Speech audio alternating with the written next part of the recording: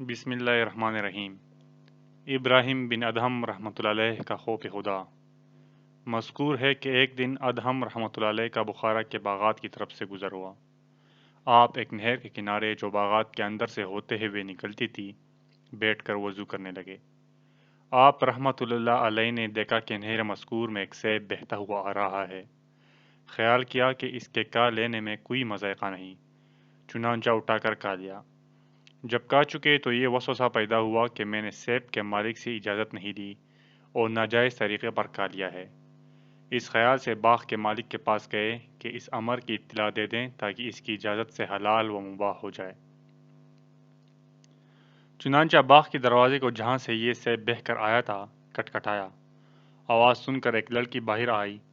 آپ نے اس سے کہا کہ میں باغ کے مالک سے ملنا چاہتا ہوں، اسے بھیج دو۔ اس نے عرض کیا کہ وہ عورت ہے۔ آپ نے فرمایا کہ اچھا اس سے پوچھ لو، میں خود حاضر ہو جاؤں۔ چنانچہ اجازت مل گئی اور آپ اس خاتون کے پاس تشریف لے گئے اور سارا واقعہ اس کو سنایا۔ خاتون مذکور نے جواب دیا کہ نصف باغ تو میرا ہے اور نصف سلطان کا ہے، اور وہ یہاں نہیں ہے، بلخ تشریف لے گئے ہیں جو بخارا سے 10 دن کی مسافت پر ہے۔ اس نے اپنے سیب کا نصف حصہ تو آپ کو معاف کر دیا، اب باقی رہا دوسرا نصف، اسے معاف کرانے بلخ تشریف لے گئے۔ جب وہاں پہنچے تو بادشاہ کی سواری جلوس کے ساتھ جا رہی تھی۔ اس حالت میں آپ نے سارے واقعے کی بادشاہ کو خبر دی اور نصف سیب کی معافی کے طالب ہوئے۔ بادشاہ نے فرمایا، اس وقت تو میں کچھ نہیں کہتا، کل میرے پاس تشریف لے آئے۔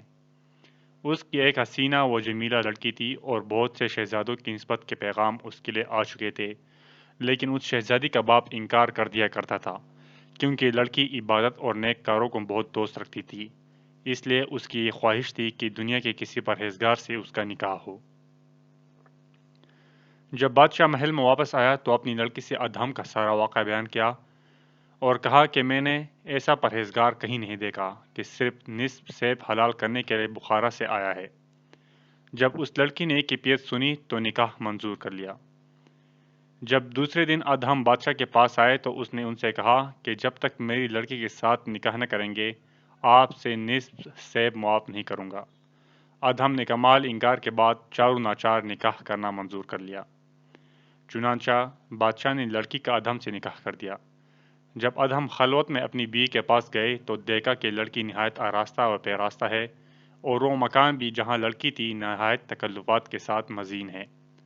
ادہم ایک گوشے میں جا کر نماز میں مصروف ہو گئے، حتیٰ کہ اس حالت میں صبح ہو گئی اور متواتر 7 راتیں اسی طرح گزر گئیں، اور اب تک سلطان نے سیب کا نصف انہیں معاف نہ کیا تھا۔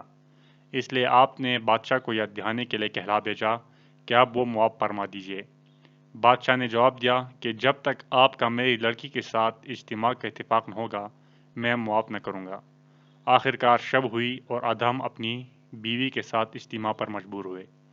آپ نے غسل کیا، نماز پڑھی اور چیخ مار کر مصلی پر سجدے میں گر پڑے۔ لوگوں نے دیکھا تو ادہم رحمۃ اللہ علیہ مردہ تھے۔ بعد ازاں لڑکی سے ابراہیم رحمۃ اللہ علیہ پیدا ہوئے، چونکہ ابراہیم کے نانا کا کوئی لڑکا نہ تھا اس لیے سلطنت ابراہیم کو ملی۔ آپ کی سلطنت چھوڑنے کا واقعہ مشہور ہے، اس کی اصل بھی یہی ہے۔